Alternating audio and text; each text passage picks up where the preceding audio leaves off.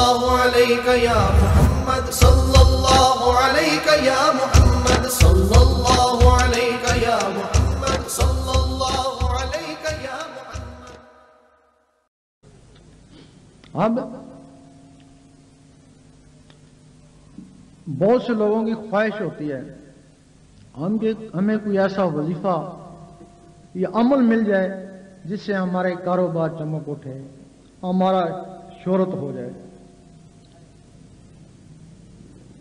رزق میں ترقی ہو جائے، اور وہ کسی عمل کی تلاش میں آتے ہیں، کیونکہ ان وظیفوں کے لیے کسی عمل کی اجازت ضروری ہے، خاص صورت جن کا وظیفہ ہو یا صورت مزمل کا ہو، صورت ملک کا ہو. جن لوگوں نے وہ وظیفے حاصل کر لیے کسی عمل سے، واقعی وہ قرآن مجید کی برکت سے خوشحال ہو.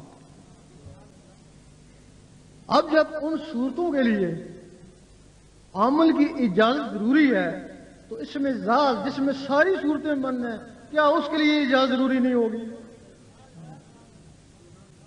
اس صورت کے لیے عمل کی اجازت چاہیے اور اس میں ذات کے لیے کسی کامل کی اجازت چاہیے.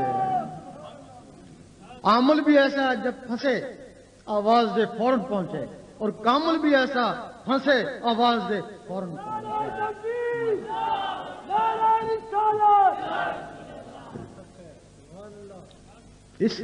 اس میں ذات کی باقاعدہ اجازت ہوتی ہے.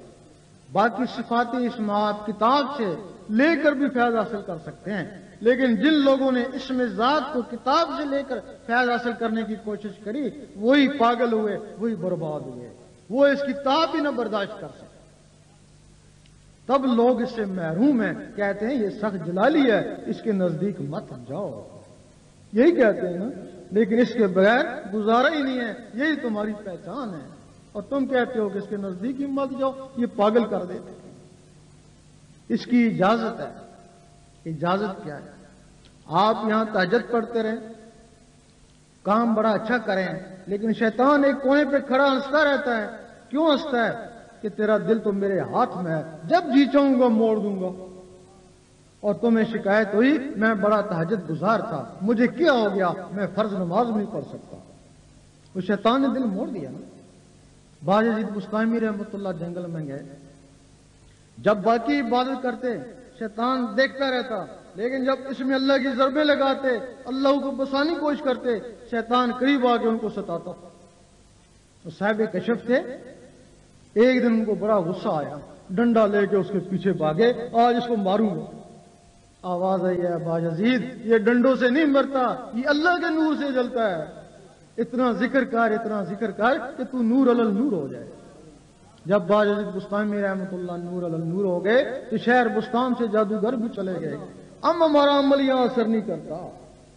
جب کوئی شخص اس میں اللہ کو اپنے دل میں بسانے کی کوشش کرتا ہے، شیطان کا قبضہ ہوتا ہے اس دل کے اوپر. وہ سوچتا ہے اگر اس میں اللہ اس کے دل میں چلا گیا، یہ شخص ساری عمر کے لیے میرے ہاتھوں سے گیا.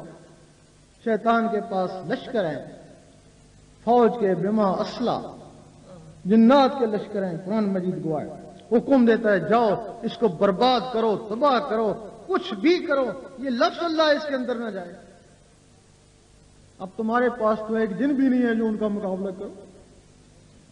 وہ آئیں گے تمہیں ستائیں گے، بعض نہیں آئے بیمار کریں گے، بعض نہیں آئے پاگل کر کے چلے جائیں گے. جب ہوش آئے گا تو یہی کہو گے خبردار اللہ مت کرنا، اس سے لوگ پاگل ہو جاتے ہیں. لیکن جہاں سے اس کی اجازت ہوتی ہے اللہ تعالیٰ ان کو بھی ایک رحمانی فوج دیتا ہے. وہ شیطانی فوج تم پہ ٹوٹ پڑی اور وہ رحمانی فوج شیطانوں پہ ٹوٹ پڑی. اور وہ رحمانی فوج اس وقت تک تمہارا ساتھ دے گی جب تک تمہارے اندر رحمان جاگ نہیں اٹھتا.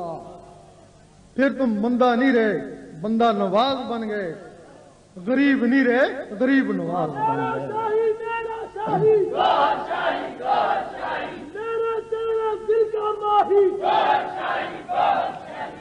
یہ اس کی اجازت ہے.